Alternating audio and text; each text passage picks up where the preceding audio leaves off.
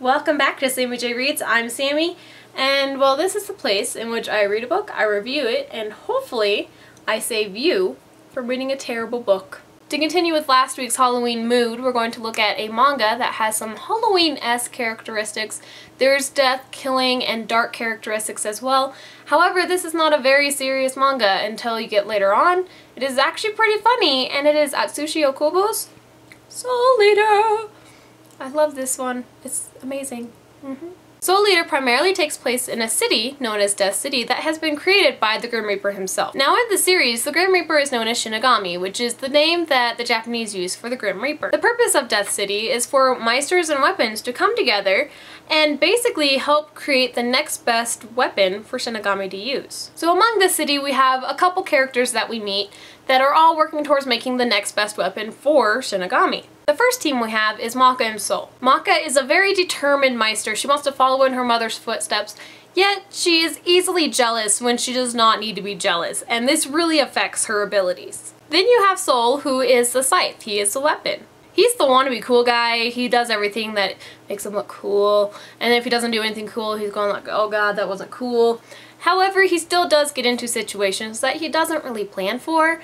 He is very susceptible to the female form, like any guy, I mean, who's not. He always ends up getting into the wrong situation at the wrong time. When Maka comes in, then her jealousy takes over, and the two end up having their love-hate relationship that you laugh at, and then at other times you're going like, oh, not now, you guys, you really need to focus on something else. It's really enjoyable. I like these two characters, and it's a unique relationship because they're not really together at all. After meeting this first team, you meet the second team, and the second team has a different dynamic. There is no love-hate relationship. The Meister of this team is Blackstar, and Blackstar is an assassin.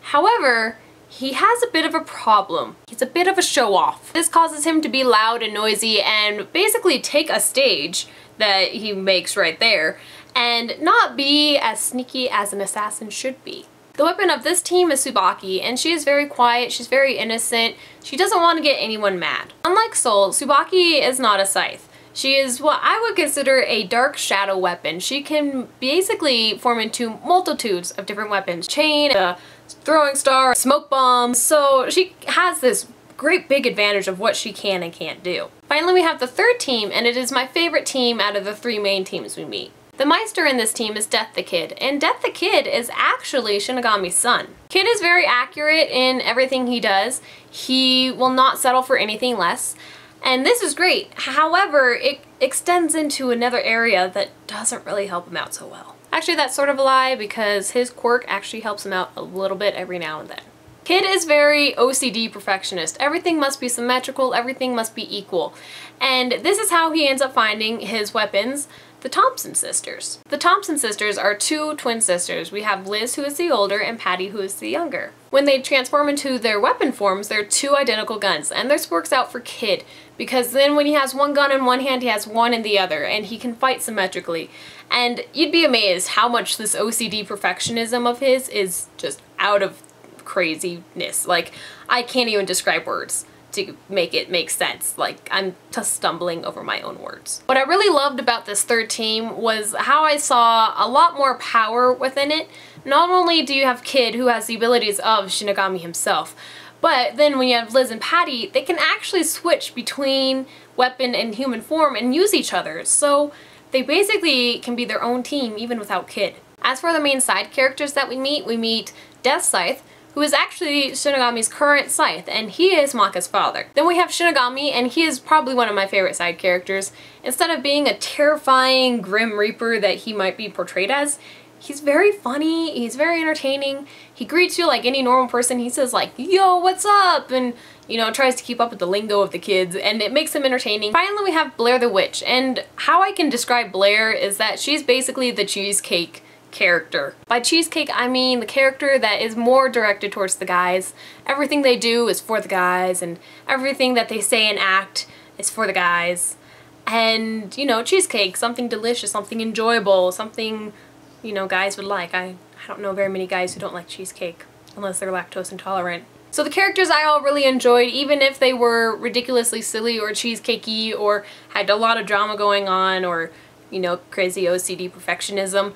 I really enjoyed all of them because their quirks are what really make this novel humorous, and they also will end up helping out later on when they face obstacles and go on these crazy adventures to help them build their characters. Another thing that I really love about this first volume of Soul Eater is all the incorporation of sort of death and killing and darkness. Taking the aspect of the negative side of the number 4 in Japan, shi, and turning it towards being something related towards Shinigami himself. A little bit of a parody mention of the 1999 film The Blair Witch Project, which I really found to be humorous because, you know, Blair Witch Project was a big scary film. Now we've got the Paranormal Activities, and so there's a little reference towards that, and I got a good laugh from that because I was like, ah ha ha, I got that one. Another thing that I really enjoyed about Soul Eater was the art style.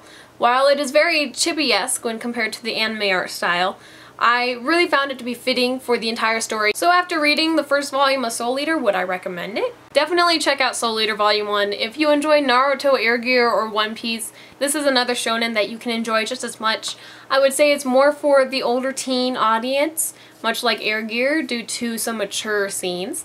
And don't lie to yourself. If you're under the age of 16 and you're saying, I'm mature like a 16-year-old, don't be lying to yourself because you know the truth. So that's it on Sami J Reads. If you have read the first volume of Soul Eater by Atsushi Ohkubo, go ahead, comment down below, leave me a video response of what you liked, what you didn't like, if you would recommend the series as well, or anything else that you would recommend it towards. If you have any books that you want me to read, review, and do the whole shebang, go ahead, comment down below, send me a video response, or send me a message, contact me in any way, and let me know what books you want me to check out. I currently have my Goodreads profile linked down below, and you can go there, check out what I currently have on my to-read list. If you want to see more book reviews, go ahead, hit subscribe right up above. I post every Thursday, and I should hopefully not have any more upload issues. And yeah, so every Thursday I will see you in your inbox, plain and simple and easy as that. So that's it on Sami J Reads, and I'll see you guys on the other side of the book. Bye! Alright, so end of review thing.